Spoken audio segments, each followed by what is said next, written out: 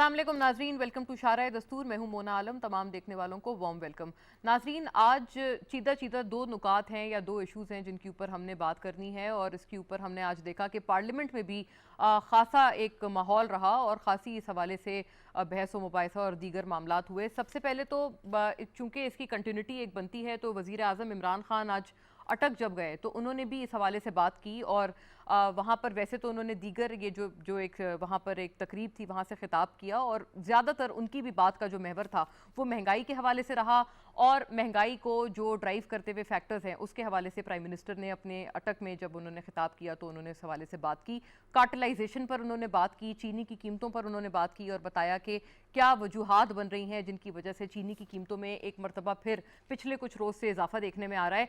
गोया ये कि अपोजिशन इस बात का इसरार करते हुए नजर आ रहे हैं कि इस मरतबा जो चीनी की कीमतों में इजाफा है, चूंकि वो प्राइम मिनिस्टर के 120 अरब के रिलीफ पैकेज के बाद फौरी हुआ है, तो अपोजिशन तो उल्टा इसके ऊपर तनकीद करते हुए नजर आ रहे हैं कि वो स्पेक्युलेटिवली उसका एक उल्टा डिसएडवांटेज हुआ है। लेकिन प्राइम मिनिस्टर ने बताया कि किस तरह से, जब बैठक में वो बात कर रहे थे तो उन्होंने बताया कि किस तरह से कार्टेलाइजेशन या जो चीनी के हवाले से जो शुगर मिल्स हैं उनकी तरफ से एक दोबारा से कार्टेलाइजेशन का सिलसिला शुरू हो चला है। और इंपॉर्टेंटली उन्होंने ये कहा कि कार्टेलाइजेशन के खिलाफ, जो कि इससे पहले शदीद तरीन चीनी का बहरान हुआ था और हुकूमत ने उसके ऊपर से एक कमीशन बनाया था, FIA ने एक्शन लिया था, FBR वगैरह ने भी, तो वो उन्होंने बताया कि किस तरह से इस मरतबा एक्शन इस वजह से हुकूमत नहीं ले पा रही है इन कार्टल्स के खिलाफ, क्योंकि तमाम शुगर मिल्स ने कुछ शुगर मिल्स ने इस हवाले से जो एक स्टे ऑर्डर है वो ले रखा है तमाम इन ऑर्डर्स पर, ख्वाह वो डिस्ट्रिक्ट एडमिनिस्ट्रेशन के ऑर्डर्स हों या FIA FBR के ऑर्डर्स हों, जो जुर्माने आयद हुए हैं उन खुसूस शुगर मिल्स पर, उनके खिलाफ भी तमाम, चूंकि शुगर मिल्स ने एक स्टे ऑर्डर ले रखा है तो इस वजह से हुकूमत एक्शन लेने से कासिर है। सिमिलरली उन्होंने चीफ सेक्रेटरी को भी इसके साथ हिदायत दी कि वो इन स्टे ऑर्डर्स को विकेट कराएं ताकि हुकूमत अपना जो बरवक्त एक्शन है इसके ऊपर ले पाएं, क्योंकि इस वक्त चीनी की जो कीमतें हैं वो हम देखते हैं कि उनके ऊपर कोई लगाम नहीं है, कोई कंट्रोल नहीं है, और अलग अलग, चूंकि ये सूबाई एक लेवल भी है प्राइस कंट्रोल मैकेनिज्म का, तो अलग अलग सूबों में अलग अलग चीनी की कीमतें नजर आ रही हैं। लेकिन इस वक्त लार्जली स्पीकिंग 150-155 रुपए किलो तक भी चीनी जो है वो मुल्क भर में फरोख्त की जा रही है। ये सबसे जो हाईएस्ट पॉइंट है, जो सबसे ज़्यादा कीमत इस वक्त हमें मिल रही है चीनी की, वो ये मौजूद है। तो इस हवाले से बात की। और नाजरीन, चूंकि ये अकाउंटेबिलिटी का तमाम मामला है, प्राइम मिनिस्टर ने आज भी अकाउंटेबिलिटी की बात की, महंगाई पर उन्होंने रोशनी डाली और बताया कि आलमी फैक्टर सबसे बड़े जो इस हवाले से किरदार अदा करते हुए हैं वो नज़र आ रहे हैं, और आलमी फैक्टर ज़्यादा रिस्पॉन्सिबल हैं। लेकिन अकाउंटेबिलिटी की उन्होंने बात करते हुए इंटरेस्टिंगली एक तो आलमी फैक्टर्स का उन्होंने जिक्र किया, दूसरा जो अकाउंटेबिलिटी की जब हम बात करते हैं तो दूसरा जो सबसे अहम इसका पहलू है वो नेशनल अकाउंटेबिलिटी ब्यूरो है या NAB का इदारा है। इस हवाले से अगर इसके ताने बाने हम जोड़ने की कोशिश करें, प्राइम मिनिस्टर ने, नाजरीन आपको याद होगा जब उन्होंने इस रिलीफ पैकेज का ऐलान किया था और अवाम को खबरदार किया था कि कीमतें एक मरतबा फिर से पेट्रोलियम मसनूआत की बढ़ने लगी हैं, तब भी प्राइम मिनिस्टर ने यह कहा था कि दो जो खानदान हैं अगर वो अपना तमाम पैसा वापस लेकर आ जाते हैं पाकिस्तान में तो उन्होंने कहा कि वो निस्फ कर देंगे, जीरो कर देंगे इन्फ्लेशन के रेट को। ये एक प्राइम मिनिस्टर ने बात की। लेकिन जो इस तमाम काम के लिए रिस्पॉन्सिबल इदारा है NAB का, उस हवाले से जो तरमीमी ऑर्डिनेंस है नाजरीन, उसका तस्करा इसमें करना बड़ा ज़रूरी हो गया है, क्योंकि NAB ही ज़ाहिर है ये काम करेगा, NAB का ही ये परव्यू है, उनका ही ये एम्बिट है। और NAB के हवाले से एक और तरमीमी ऑर्डिनेंस है जो कि हुकूमत ने जारी किया है। पिछला वाला तरमीमी ऑर्डिनेंस प्रेसिडेंट ने अप्रूव किया, फिर उसके बाद अब ये कि नया ऑर्डिनेंस, तरमीमी ऑर्डिनेंस सामने आया है, जिसके तहत चेयरमैन NAB के हवाले से जो इख्तियारात हैं वो एक दफ़ा फिर मुंतकिल कर दिए गए हैं सदर पाकिस्तान को। इससे पहले सुप्रीम जुडिशल काउंसिल में थे, जो इससे पहले वाली तरामीम थी उनके तहत, और फिर सुप्रीम जुडिशल काउंसिल को से लेकर वो सदर को मुंतकिल किए गए। फिर अब इस दफ़ा इसी चीज़ को, आज इरादा ये था गवर्नमेंट का कि डिस्कस करें आज पार्लियामान में, लेकिन आज पार्लियामान में अक्सर व बेशतर जो बहस हुई और जो पार्लियामान में गूंज नज़र आई, सेनेट में भी, कौमी असम्बली में, वो महंगाई के हवाले से थी। तो आज के सेशन में तो ये चीज़ें नहीं डिस्कस हो पाई NAB के हवाले से। लेकिन नाजरीन, अपोजिशन ये कहती हुई नज़र आ रही हैं कि चूँकि सदर काम करते हैं under the constitution with the guidance of the prime minister, तो लिहाजा अपोजिशन का इसमें यह व्यू पॉइंट है कि प्राइम मिनिस्टर के तहत एक तरह से उनके मातहत ये NAB का इदारा हो गया है, तो वो फिर करप्शन इन चेक कैसे रख पाएंगे वो हुकूमत पर भी और अपोजिशन पर भी। और मनी लॉन्ड्रिंग के भी नाजरीन जो इंटरेस्टिंगली मामला थे वो एक मरतबा फिर नैब के परव्यू को वापस दे दिए गए हैं। आपको याद होगा इससे पहले वाला जो तरमीमी ऑर्डिनेंस था हमने उस पर भी भरपूर प्रोग्राम किया था। उसके तहत ये जो मनी लॉन्ड्रिंग स्पेसिफिक मैटर्स थे वो बैंक्स वगैरह को दे दिए गए थे और FIA वगैरह को सौंपे गए थे। लेकिन अब ये तमाम मामला दोबारा से नैब के एम्बिट में आ गए हैं और इससे जो हमें नज़र आता है वो ये कि अपोजिशन लीडर शहबाज शरीफ साहब, उनके खिलाफ क्योंकि एक काफ़ी मेजर केस है तो वो जो केस है वो एक तरह से दोबारा नैब के परव्यू में वापस आ गया है। इस पर्टिकुलर नैब की ऑर्डिनेंस में अपोजिशन का एक मौक़िफ़ है, एक मौक़िफ़ हुकूमत का है। एक तो इन दोनों व्यू पॉइंट्स पर बात करेंगे और दूसरा ये भी बात करेंगे कि अकाउंटेबिलिटी या जो एहतसाब का अमल है वो अब कहाँ जाएगा। तो इस ज़रूरत वक्त डिस्कशन में मेरा साथ दे रहे हैं यहाँ पर स्टूडियोज़ में यावर अब्बास बुखारी साहब, पाकिस्तान तहरीक इंसाफ की नुमाइंदगी करते हुए, सूबाई वज़ीर हैं आप पंजाब के और जो पब्लिक अकाउंट्स कमेटी है पंजाब की उसको भी चेयर करते हैं, तो रेलिवेंटली अकाउंटेबिलिटी की भी बात आपसे रहेगी। बहुत शुक्रिया यावर साहब आपकी मौजूदगी के लिए। जनाब निहाल हाशमी नाजरीन मुझे ज्वाइन कर रहे हैं, senator Nihal Hashmi represents the PMLN और बज़रिया स्काइप हमारे साथ मौजूद हैं। और ज़ाहिर है आप चूँकि खुद वकील हैं तो इस हवाले से अपनी जो कानूनी आरा है और एज़ वेल एज़ आपका जो पार्टी व्यू है वो हमें बताएंगे। शुक्रिया निहाल साहब, आपकी भी मौजूदगी का बहुत शुक्रिया। और आपसे ही मैं बात का अगर आगाज़ करूँ यावर साहब आपकी इजाज़त से, ताकि फिर आप रिस्पॉन्ड कीजिएगा उनके तमाम पॉइंटर्स को। जी निहाल साहब, काफ़ी सारी बातें हैं। शुगर कार्टेलाइजेशन अपने एक तरह से आप देख रहे हैं दोबारा अपने जो काम है वो कर रहे हैं, नैब का ऑर्डिनेंस आपके सामने है, तो अपोजिशन अब इसमें क्या इरादा रखते हैं कि क्या आप इन तरामीम को चैलेंज करेंगे? क्योंकि आपने भी मोर और लेस यही वाली तरामीम थी जो कि आपने गवर्नमेंट को एडवाइस की थी जब आपसे नैब के हवाले से तरामीम पर गवर्नमेंट ने पिछले साल मुशावरत की थी। को चैलेंज करने के प्रोसेस में गुफ्तगू शुरू हो रही है, कंसल्टेशन।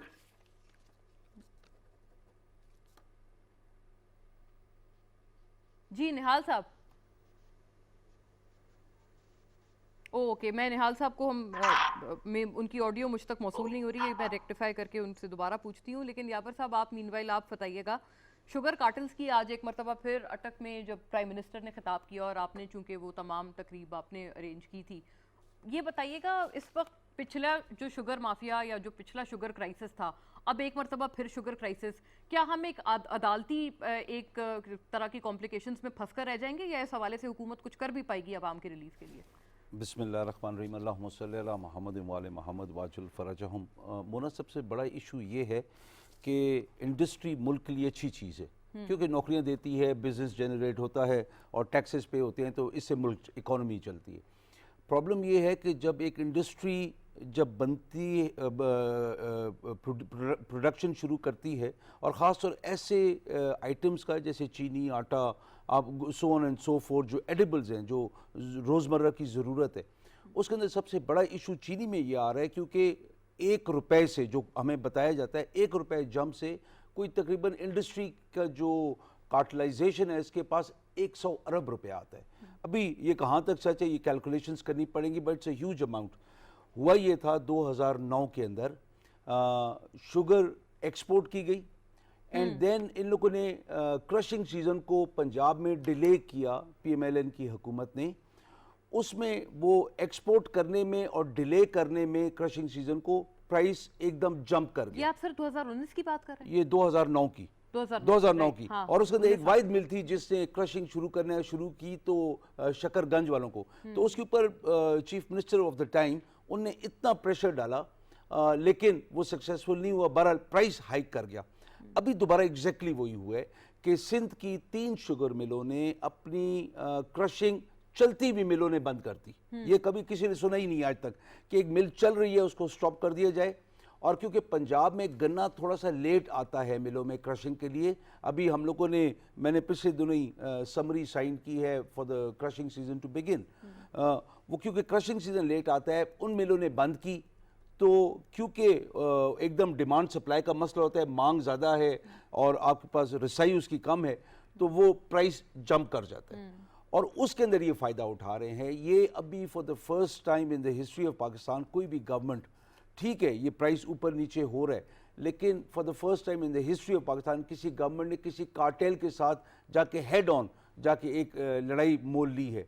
जो आम लोग कहते हैं कि करने की ज़रूरत नहीं थी, लेकिन अगर करें नहीं तो ये लोग यही हाल करेंगे एक आम गरीब आदमी का कि जिस तरीके से ये अभी हुकूमत के साथ हुआ ये है कि इनको जुर्माना लगाया, FBI ने इन लोगों ने जाके स्टे ले लिया। इससे पहले एक जुर्माना लगाया, उसका भी 10 साल से स्टे चल रहा है।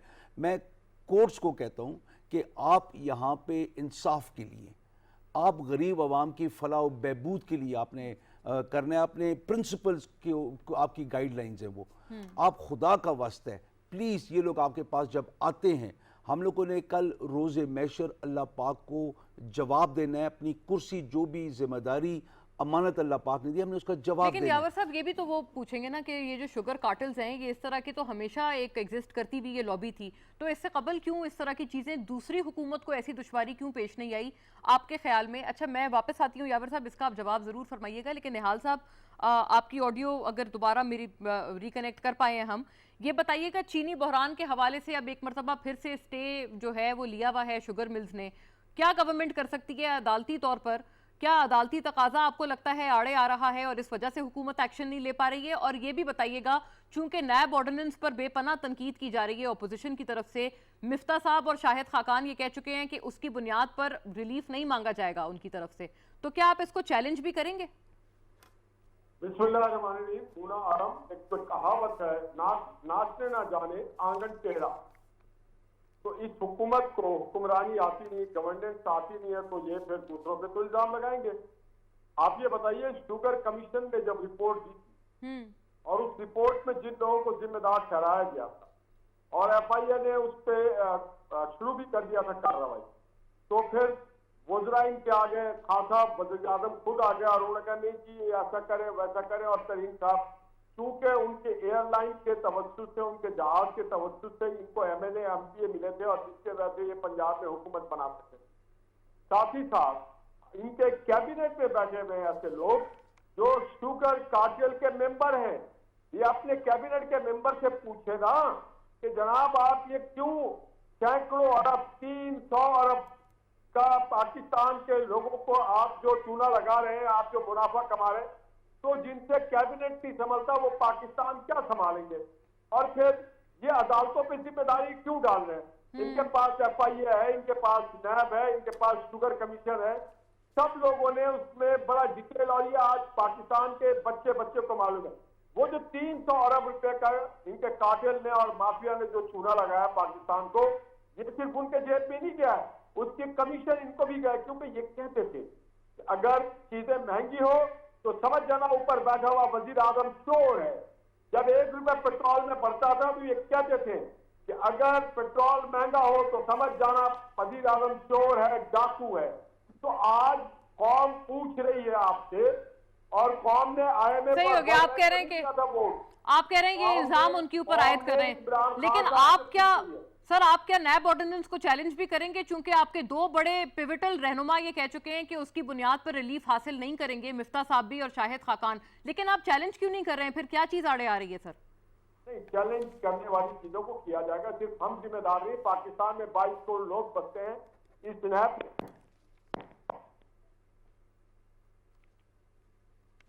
जी निहाल साहब, ओके राइट, मैं रिकनेक्ट करती हूँ निहाल साहब को, चूंकि उन्होंने कहा कि दीगर लोग हैं जिनके ऊपर ये जिम्मेदारी, लेकिन बतौर अपोजिशन क्या नून लीग अपनी जिम्मेदारी अदा नहीं करेंगे? अपोजिशन लीडर चूंकि नून लीग के हैं, अगर वो लगता है कि इस ऑर्डिनेंस में कबाहत है। जी यावर साहब, क्या आप कोई राह फरार इख्तियार कर रहे हैं? जैसे निहाल साहब कह रहे हैं कि जहांगीर तरीन साहब चूंकि उनका नाम था और उस पर आप ऑब्वियसली जाहिर है एक हवाले से हमने काफ़ी ट्रबल सम टाइम भी देखा, एक बड़े सख्त जुमलों का तबादला भी देखा हमने उन तमाम अराकीन से जो कि उनको सपोर्ट कर रहे थे इस मैटर पर, तो क्या आपको लगता है आपने भी एक तरह से लीनियंसी दे दी है चूंकि वहाँ पर JKT वगैरह के नाम है? नहीं, कहीं किसी वक्त भी ऐसी बात नहीं हुई है। देखें, कुदरती बात है, जो आपके साथ सुबह शाम उठे बैठे तो आप जब उससे मिलते हैं तो आपको खुद एक हैरानगी होती है जब ऐसा काम कोई हो जाए। तो JKT साहब के लिए प्राइम मिनिस्टर के दिल में कोई उस लिहाज से हमदर्दी नहीं होगी अगर उन्हें शुगर कार्टेल के अंदर उनकी कोई रिस्पॉन्सिबिलिटी है। तो देखें, कार्टेल होता क्या है, ये इजमा होता है शुगर मिल्स का, इकट्ठे बैठ के फैसला करते हैं अपने मफाद में, और दुख जिस बात का होता है कि ये नेगेटिव जब फैसले करते हैं अपने प्राइस को रेज करने के लिए, सारा झगड़ा इसी पे होता है कि अवाम की मफाद के ख़िलाफ़ एक काम हो रहा है। ये जो आपने बात की कि इससे पहले कार्टलाइजेशन नहीं थी, जी, बिल्कुल थी। आप ये देखें ना कि जब 2009 का मैंने आपको किस्सा सुनाया तो उसके अंदर कोई 40 रुपए चीनी जंप कर गई, और ये ऑन द रिकॉर्ड है ये चीजें कि इन्हें चीनी एक्सपोर्ट की। अच्छा, फिर हम जिस बात के ऊपर झगड़ा होता है और जिस बात के ऊपर अभी मौजूदा जो सिचुएशन खराब हुई है, सिंध की 3 चलती हुई मिलों ने क्रशिंग बंद कर दी। वो क्रशिंग बंद होने से शुगर मार्केट के अंदर नहीं थी, क्योंकि आप जब प्लानिंग करते हैं ये सारी मिलें चल रही होंगी, आपको पहले से पता होता है कौन सी मिल सर्विस कर रही है, किस मिल की रेनोवेशंस हो रही हैं, वो आप सारा कैलकुलेट करके रखते हैं, फिर उसके मुताबिक आप अपने स्टॉक्स को देखते हैं। यहाँ पे इनके जो स्टॉक्स हैं उनको हाथ लगाएंगे, वो उसके ऊपर इन्हें स्टे लिए हुए, इनके पास स्टॉक्स भरे हुए हैं, लेकिन इन लोगों ने स्टे लिए हुए। फिर अगर आप इनसे बात करें, वो कहते हैं जी हुकूमत हमारे साथ ज्यादती करती है। यार, अगर अवाम के पास खाने को नहीं है और चीज इस्तेमाल करने को नहीं है, हुकूमत ने तो एक्शन लेना है, लेकिन फिर कोर्ट्स को यहाँ पे देखना है कि कोर्ट्स मफाद अवाम की, आम आदमी के मफाद में फैसला कर रहे हैं, असूलों के बुनियाद पे फैसला कर रहे हैं, या कोई एक इन्फ्लुएंशियल उनके पास जाता है, जिस तरीके से भी करे तो उस तरीके से कोर्ट फिर फैसला कर देते हैं। राइट, लेकिन यावर साहब ये भी एक इंटरेस्टिंग बात है ना कि चूंकि नैब की बात होती है, बाय एंड लार्ज नैब का काम है एहतसाब करना, तो नैब के हवाले से भी मल्टीपल तरामीम आ चुके हैं और ऑर्डिनेंसेस आ चुके हैं, तो अब नैब भी कितना ये काम कर पाएंगे, चूंकि उनके रैंक्स में भी कंफ्यूजन थी कि अब जी कैसे हमने आगे बढ़ना है। मैं वापस आती हूँ, इसका जवाब आप फरमाइएगा। लेकिन निहाल साहब, आपने बताया, आप कह रहे हैं कि नैब को अपोजिशन चैलेंज नहीं करेंगे, दीगर किसी और का काम है सर ये तो बतौर अपोजिशन फिर आप लोग भी अपना किरदार अदा नहीं कर रहे हैं। और अभी यावर साहब मिसाल दे रहे हैं कि 2009 में पंजाब में जब आपकी गवर्नमेंट थी, 40 रुपए यकदम अगर बढ़े थे चीनी पर, तो चले उस वक्त कोई कमीशन, आप लोगों ने कमीशन वगैरह भी तो नहीं बनाया या कोई इंक्वायरी भी तो कॉल नहीं की। मुना आलम, देखें जी, यावर साहब बादशाह आदमी जो चाहे कह सकते हैं। हमने ये नहीं कहा कि ऑपोजिशन को चैलेंज नहीं करेगी, हमने कहा कि ये कंसल्टिंग प्रोसेस में है, इसमें बातचीत हो रही है, मुशावरत की जा रही है, देखा जा रहा है। और देखिए, नैब बजाते खुद, आपके इत्तला को मैं दुरुस्त कर दूं अगर आप इजाजत दें, नैब बजाते खुद पाकिस्तान का सबसे बड़ा करप्ट तरीन इदारा है। आज ये रिपोर्ट है कि नैब ने जो पैसे रिकवर किए थे वो गवर्नमेंट में जमा नहीं करवाए, और माजी में आपने देखा होगा कि नैब के डायरेक्टरों के घरों से, नैब के एहलकारों के घरों से करोड़ रुपए निकलते रहे, जेवरात निकलते रहे, बहुत सारी चीज निकलते रहे। इनसे बड़ा करप्ट इदारा कोई नहीं है। आप दिल्ली को दूध की रखवाली पे रख रही है। ये काम अब नैब पे कोई भरोसा नहीं करेगा, ना कोई ट्रस्ट करना, ना कोई रिलाई। सुप्रीम कोर्ट ने और दीगर अदालतों ने नैब के रेपुटेशन पे 12 सवाल उठा दिया है। उन्होंने कहा है कि ये एक वो तो निहाल साहब, आपको याद होगा पैनमा वाले मामले पर भी नैब के हवाले से बड़ी सख्त ऑब्जर्वेशंस थी सुप्रीम कोर्ट की कि उन्होंने अपना काम नहीं किया, पैनमा जब पूरा ये स्कैंडल आया था। तो ये बताइएगा, फिर आप तो कह रहे हैं कि आप गालिबन, ये आपके रिमार्क से तो मुझे ये मालूम हो रहा है कि आप चैलेंज शायद ना करें, क्योंकि आपके तो खुद शदीद तरीन तहफ़्फ़ुज़ात हैं, आपको लगता है नैब को ज्यादा इख्तियार नहीं होना चाहिए। बाय द वे, आप जिस सेनेट की स्टैंडिंग कमेटी की बात कर रहे हैं वो बात सही है कि वो जो 821 अरब रुपए थे वो पूरे जमा नहीं कराए गए थे, जो कि वजारत खजाना ने एक बात कही है सेनेट को। तो यानी कि आप भी चैलेंज नहीं करेंगे, you do not want nab very empowered. नहीं मुना, मैं ये नहीं कह रहा हूँ कि हम चैलेंज नहीं करेंगे, यकीनन हम चैलेंज करेंगे। अभी उस पे बाहमी मुशावरत की जा रही है, अभी बाहमी मुशावरत जैसे कंप्लीट होगा इंशाल्लाह हम चैलेंज करेंगे। और मैं आपको बता रहा हूँ कि ये इदारा वंस फॉर ऑल खत्म होना चाहिए। इस मुल्क में एंटी करप्शन डिपार्टमेंट है, इस मुल्क में FIA है, एंटी करप्शन प्रोविंशियल है, एंटी करप्शन सेंट्रल है। ये नैब तो एक आमिर से सियासी कायदीन को, सियासी कारकुनों को, सियासी प्रोसेस को रोकने के लिए, आर्म ट्विस्टिंग करने के लिए और अपने साथ जोड़ने के लिए बनाया था। अदरवाइज नैब तो एक बहुत ही ज्यादा करप्ट, पाकिस्तान के जो नेक नामी है उसमें एक बदनामी का सबसे बड़ा स्पॉट है नैब। यानी आपका ख्याल है कि ये इदारा इटसेल्फ होना ही नहीं चाहिए, दीगर इदारे हैं वो अपना काम करें, तो फिर तो आपको इस ऑर्डिनेंस पे होना चाहिए, बिल्कुल नहीं होना चाहिए। फिर तो सर आपको इस ऑर्डिनेंस पे खुश होना चाहिए। यावर साहब का मैं इस पे कमेंट ले लूं, मैं आपकी तरफ लौटती हूं, क्योंकि ये जो नई तरामीम थी उनमें तो बात ही ये की जा रही थी कि मनी लॉन्ड्रिंग के केसेस नैब की एम्बिट से बाहर, प्रोविंशियल केसेस नैब से बाहर, तरक्याती केसेस नैब से बाहर। यावर साहब देखिए, जो बात निहाल भाई कर रहे हैं, देखिए एक अपनी political stand point of view से तो वो अपनी पार्टी को डिफेंड कर रहे हैं, अपने लोगों को डिफेंड कर रहे हैं, लेकिन आप देखें नैब जैसा इदारा इफेक्टिव क्यों नहीं होना चाहिए। हमारे इदारों को प्रॉब्लम क्या है? सुप्रीम कोर्ट अगर किसी के ऊपर ऑब्जर्वेशन डालती है तो आप ये देखें कि सुप्रीम कोर्ट से लेकर हाई कोर्ट और सेशन कोर्ट में लोगों के कितने स्टेज पड़े हुए, कितना आप सिर्फ कैलकुलेट करें। मुझे जिस एक बंदे ने figure the, I was shocked कि तकरीबन 4 लाख स्टे ऑर्डर्स पड़े हुए हैं और अरसे से चल रहे हैं। तो आपकी जब जुडिशरी परफॉर्म नहीं कर रही है, वो एक बड़ा मशहूर कॉल है कि कुफर का निज़ाम तो चल सकता है, इंसाफ के बगैर निज़ाम नहीं चल सकता। तो हम लोग जो हमारी जुडिशल सिस्टम है उसकी रिवैम्पिंग की ज़रूरत है बहुत बड़े पैमाने पे। और ये जो इतने स्टे ऑर्डर्स और इतने सालों साल लग जाते हैं कोर्ट के केसेस के अंदर, उससे मतलब वो चीज़ देखकर ये आप लोगों ने एक इदारा बनाया था कि भाई हम लोग क्विकली एक चीज़ को करेंगे, वो आके नैब बन गई, मुशर्रफ साहब ने आके बनाया। अभी नैब के अंदर इशू आप लोगों को क्या आ रहा है और जो हमें इशू आ रहा है, और ये बात हम डिस्कस भी करते हैं, नैब के पास वो इन्वेस्टिगेटर्स ऐसे नहीं है जो ब्लू कॉलर क्राइम को पकड़ सके, जो व्हाइट कॉलर क्राइम को पकड़ सके। प्रोसिक्यूशन कमजोर है, बहुत कमजोर है। और अपना जब ये लोग केस प्रेजेंट करते हैं, बहुत सारी चीजें सामने होती हैं, उनका जो एविडेंस का कलेक्शन का तरीकाकार है वो कमजोर है। नैब को और मजबूत होना चाहिए, हमें डरना नहीं चाहिए। हम जब कुछ कर नहीं है गड़बड़, लेकिन सर तो हमें डर किस बात का है? अगर यही बात है तो फिर आप लोगों ने तो नैब से बाकायदा इख्तियारात ले लिए थे। ये जो तरामीम आई है, मल्टीपल तरामीम है, और नैब की रैंक्स में भी कंफ्यूजन थी कि जी हमने कैसे आगे बढ़ना है। नहीं, उसके अंदर वजह ये थी, देखिए आप जब डेवलपमेंट प्रोजेक्ट्स को लेकर चल रहे होते हैं, आपकी ब्यूरोक्रेसी रुक गई है बिल्कुल। वो नैब की उस चीज से इतना डर गई है कि वो आगे चलते ही नहीं। वो कहते हैं मैं क्यों करूं, कल मेरा नाम आएगा। हम ये कहते हैं कि नैब ऐसे जाके उठा नहीं सकती अनलेस एक केस सामने ना आया हो।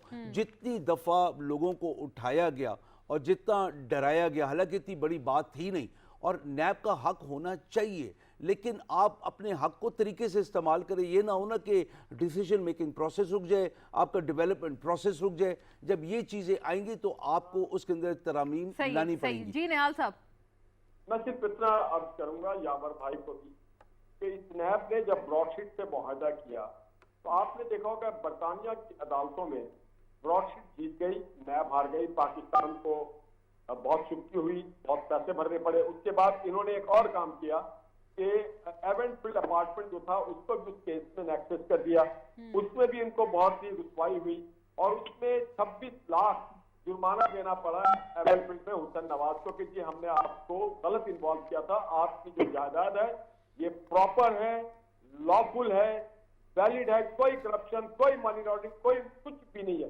तो नैब के वजह से पाकिस्तान को माशी भी नुकसान हुआ और इंटरनेशनल भी बहुत ही हजीमत उठानी पड़ी है, बहुत ही रुसवाई हुई है।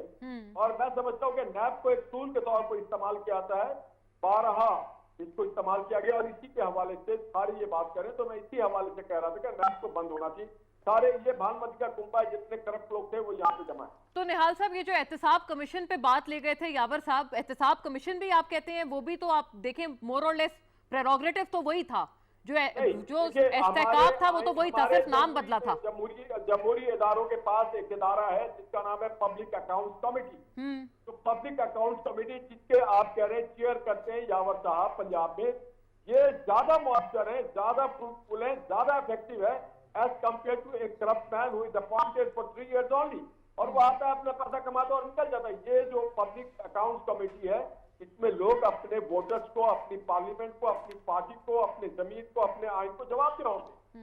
और उसके हट करके अगर आप दूसरे इदारे देखें, एफआईए भी आपके पास है, करप्शन भी आपके पास है। निहाल भाई, मैं यहाँ पे आपसे बिल्कुल इत्तफाक करता हूँ। अगर हमारी पब्लिक अकाउंट्स कमेटीज अगर मौसर हों और इनकी इफेक्टिवनेस उनके जो हम लोग को अपने ऑर्डर्स देते हैं मौसर है, सवाल तो यही है नहीं ना। प्रॉब्लम ये है कि है नहीं, वो हम लोगों का एक वो डमीज है सारी।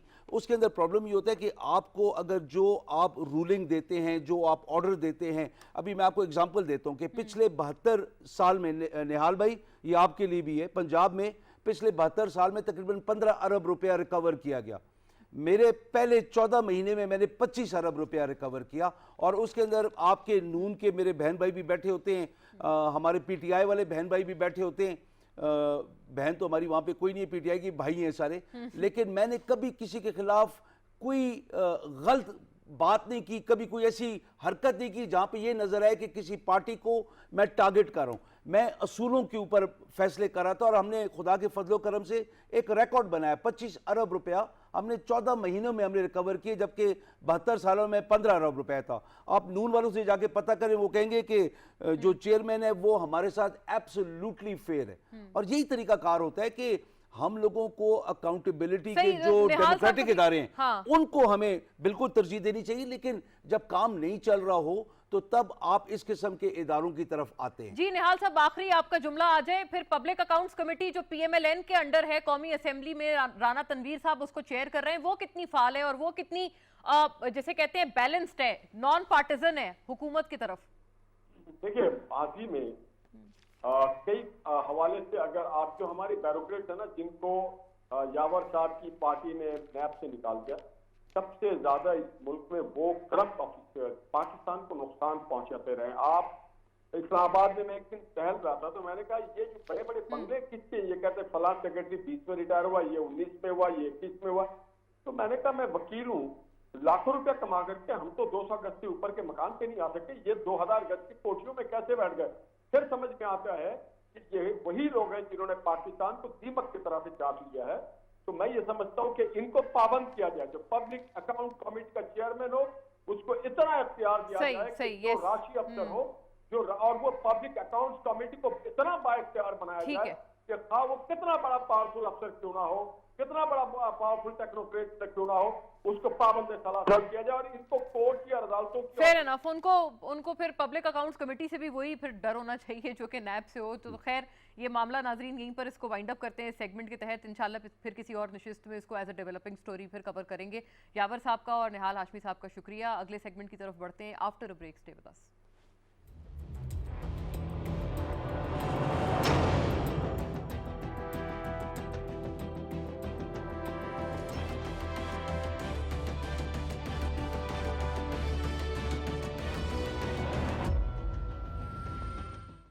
मेरी बेडशीट, मेरे कपड़े, मेरी क्रॉकरी और मेरे घर का सामान कहाँ से मिलेगा मुझे हर चीज पे डिस्काउंट? दराज पे, वो भी 11/11 पे, 11 नवंबर से। तो फिर अभी ऐड टू कार्ट करें। दराज 11/11, बड़ी सेल की बड़ी बचत। वजीर आला पंजाब की खुसूसी हिदायत पर कोरोना वैक्सीनेशन मुहिम जारी। हर रोज 10 लाख अफराद की वैक्सीनेशन टीमें आपकी खैर ख्वाह हैं, इनसे ताउन करें, वैक्सीन लगवाएं पाकिस्तान के लिए। हुकूमत पंजाब। शादी के वक्त तो यूं लगता था कि मैं जिम्मेदारियों के बोझ तले ही दब जाऊंगा, लेकिन मैंने और मेरी बीवी ने बाहमी मुशावरत से अपनी छोटी सी फैमिली की बुनियाद मुनासिब वक्फे, माँ और बच्चे की सेहत पे रखी, इसलिए मेरी लाइफ तो सेट है। मुफ्त मशवरे और काबिल भरोसा सहूलियात की हुसूल के लिए मुफ्त कॉल करें। महकमा बहबूद आबादी, हुकूमत पंजाब। फिर ना कहना डिस्काउंट नहीं मिला। 11 नवंबर को रात 12 बजते ही कलेक्ट करो seller vouchers, bank discount vouchers, firework vouchers और एंजॉय करो दराज 11/11, बड़ी सेल की बड़ी बचत।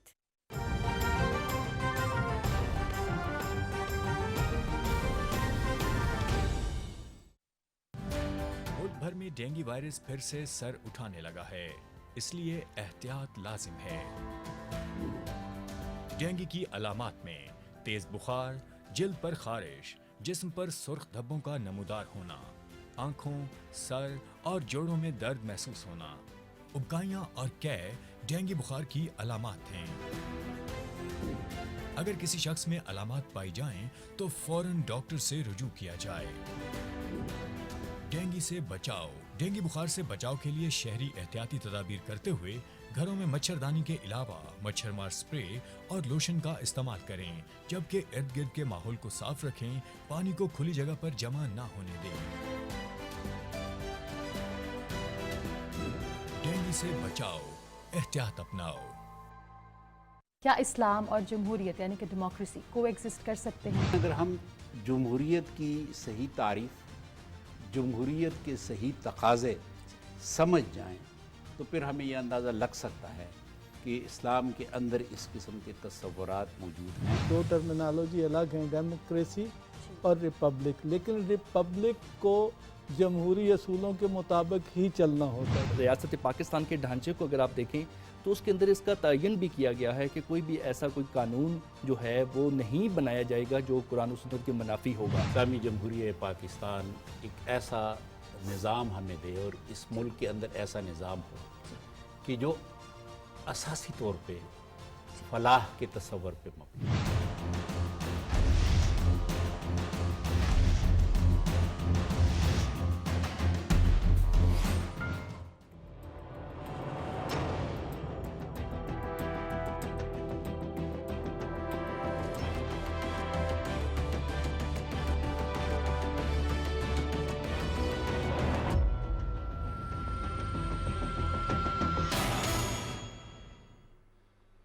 वेलकम बैक नाजरीन। पेट्रोलियम मसनूआत की कीमतों में एक मरतबा फिर इजाफा, और रात गए ये जो इजाफा है इसका ऐलान किया गया। लगभग 8 रुपए नाजरीन इस मरतबा पेट्रोलियम मसनूआत की कीमतों में बढ़ाए गए हैं। और इससे बिल्कुल इसका जो सबसे इम्पॉर्टेंट जो इसका पस मंज़र है वो ये है कि जब पहली तारीख को ये रिकमेंडेशन जोगरा की ड्यू थी कि इनके ऊपर अमल दरामद हो, उस वक्त प्राइम मिनिस्टर ने इन रिकमेंडेशंस को रद्द किया था और कहा था कि अवामी रिलीफ के लिए ये काम किया जा रहा है और मज़ीद इजाफी बोझ पेट्रोलियम मसनूआत की कीमतों का आवाम पर लागू नहीं किया जाएगा। लेकिन फिर हमने कल देखा कि यकदम ये जो इजाफा है ये सामने आया, जिसकी वजह प्राइम मिनिस्टर इमरान खान अपने कौम से खिताब में पहले ही बता चुके थे और एक तरह से आवाम को वार्न भी कर चुके थे दो चीज़ों के एतबार से। फर्स्टली ये कि पेट्रोलियम कीमतों में मजीद इजाफा किया जाएगा, और दूसरी बात जो कि प्राइम मिनिस्टर ने कही थी अपने खिताब में वो ये थी कि गैस के हवाले से एक मरतबा फिर बहरानी कैफियत मौसम सरमा में मुतवक्के है और आने वाली है। तो इन दो अहवाल से नाजरीन वज़ीर आज़म ने खबरदार किया था, और जाहिर है आज भी जब उन्होंने अटक में एक तकरीब से खिताब किया, उन्होंने बताया कि खुद उन्होंने इस बात को बल्कि एक तरह से एडमिट किया कि जो पेट्रोलियम मसनूआत की कीमतें हैं उनका डायरेक्ट असर इन्फ्लेशन पर होता है, और इसी इन्फ्लेशन को ऑफसेट करने के लिए जो प्राइम मिनिस्टर का एड्रेस था उसमें एक 120 अरब के पैकेज का ऐलान किया गया था, जिसके तहत 3 ज़रूरी अशिया यानी कि चीनी जो दाल है, घी है और आटा है, यानी ये 3 जो कमोडिटीज़ हैं इनकी कीमतों में कमी की बात उन्होंने की थी। और उन्होंने कहा था कि मजमूई तौर पर कुछ 13 करोड़ अफराद इस पैकेज से मुस्तफीद हो पाएंगे। दो सवालात हैं नाजरीन, एक तो जो पेट्रोलियम मसनूआत की कीमतें हैं, एक मरतबा जब इस इजाफे को हमने रद्द किया था तो अगली मरतबा जो अब बढ़ाया गया है पेट्रोलियम लेवी, इसमें बढ़ाकर जो 9.5 रुपए पर लीटर था उसे बढ़ाकर 13.53 यानी कि 13.53 रुपए तक कर दिया गया है पर लीटर। तो एक तो पेट्रोलियम लेवी जो हमें बढ़ाने की ज़रूरत पर पेश आई है, यकीनन इसके जो ताने बाने हैं वो एक मुश्किल IMF प्रोग्राम से जुड़ते हैं। क्या इसके अलावा कोई और रेवेन्यू कलेक्शन का हमारे पास तरीक़ेकार है या नहीं है, इसके ऊपर बात करेंगे। टैक्स नेट को क्या बढ़ाना, क्या ये सही तरीक़ेकार ना होता कि अगर इस जानिब जाया जाए, और अल्टीमेटली IMF भी हमें कहता है कि हमें ये तरीक़ेकार अडेप्ट करने पड़ेंगे इन द लॉन्ग टर्म। हमने अपना टैक्स नेट बढ़ाना है, हमने टैक्स रेट को नहीं बढ़ाना। तो क्या इस जानिब हुकूमत जा रही है, और इस जानिब जो हमारा सफ़र है वो कितना दूर दराज है या कितना करीब तर है, दोनों अहवाल से बात करेंगे। और ये जो 120 अरब का पैकेज है, क्या हकीकतन नाजरीन ये इस वक्त महंगाई के प्रेशर को ऑफसेट करने में मदद देगा, जबकि हुकूमत ये बात खुद कह चुकी है बारहा कि ये इन्फ्लेशनरी प्रेशर ग्लोबल है अपनी नौयत में, और 10 साल जो रिकॉर्ड है वो महंगाई का पूरी दुनिया भर में टूट चुका है। फूड एंड एग्रीकल्चर ऑर्गेनाइजेशन की FAO की ये एक रिपोर्ट है जो कि इस बात की तस्दीक करती है।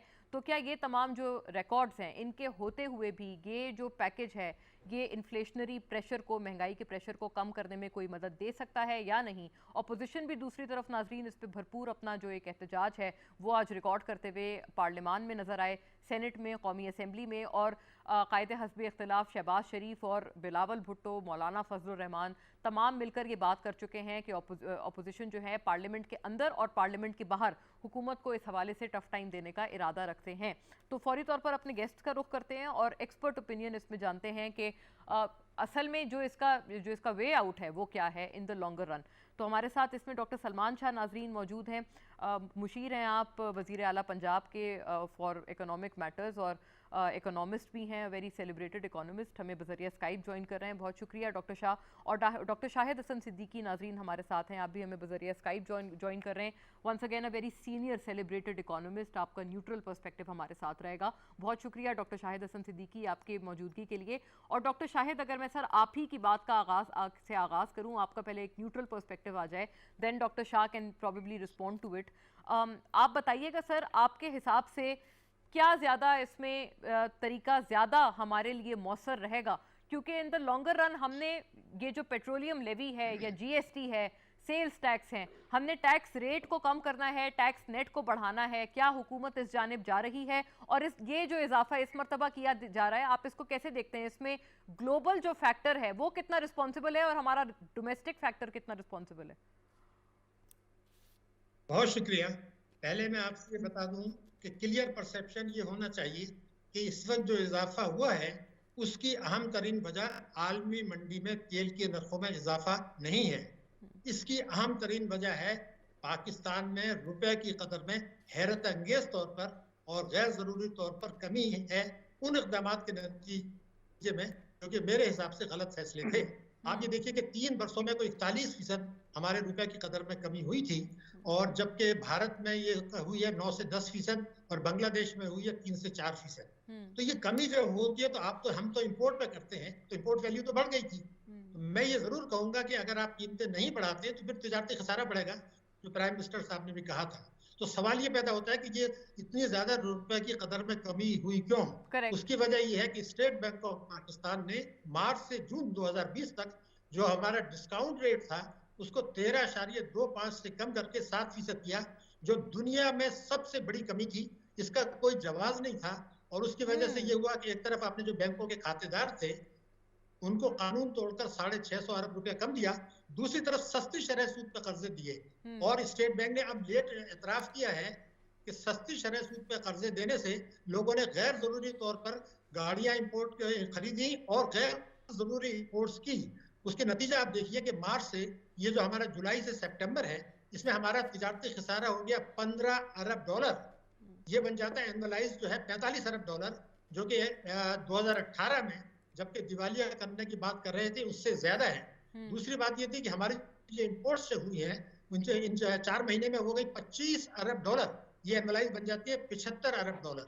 आपको याद होगा 18 में ये 63 अरब डॉलर थी जब हमने मईशत को चोक करके हैरत अंगेज तेज रफ्तारी से उसको कम किया था। तो ये जो रुपए की कदर में कमी है ये गलत फैसला था उसका, जो हमने डिस्काउंट रेट गिराया, सस्ती शरह सूद पे कर्जे दिए और कानून तोड़कर जो बैंकिंग कंपनी ऑर्डिनेंस 26A, 4 और 40A और आर्टिकल का पाकिस्तान आइन 3 को तोड़कर जो डिपॉजिटर्स को 650 अरब रुपए कम दिया, जिससे फी का आमदनी गिरी, उन सब का ये मंतकी नतीजा था।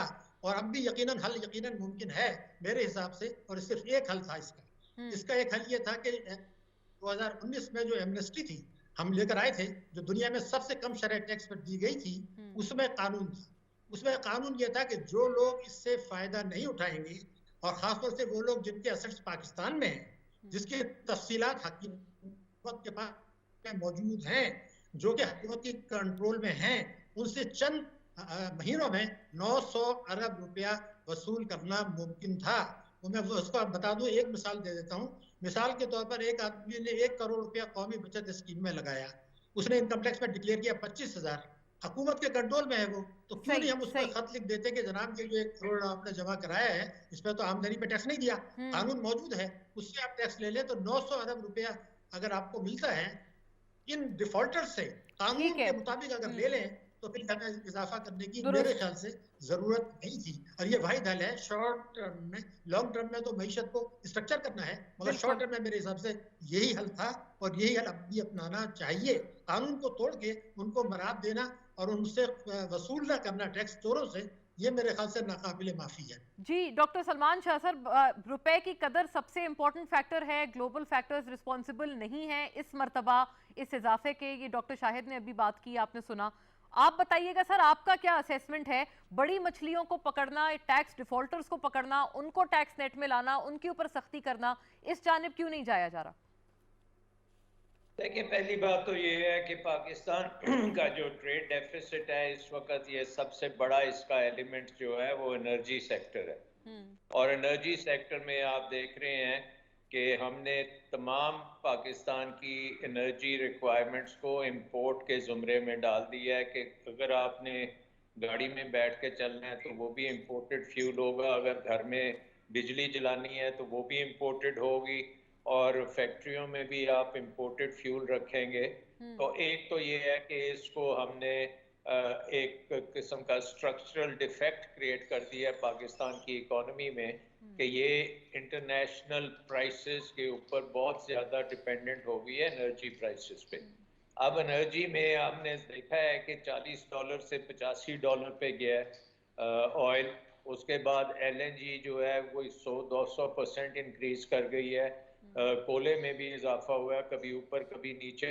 तो ये एक टर्मोइल में है दुनिया का इस वक्त जो एनर्जी सेक्टर है वो भी एक टर्मोइल में है, और उसका एक एक्सटर्नल शॉक जो पाकिस्तान की इकॉनमी पे पड़ा है उससे पाकिस्तान को खासा नुकसान हो रहा है।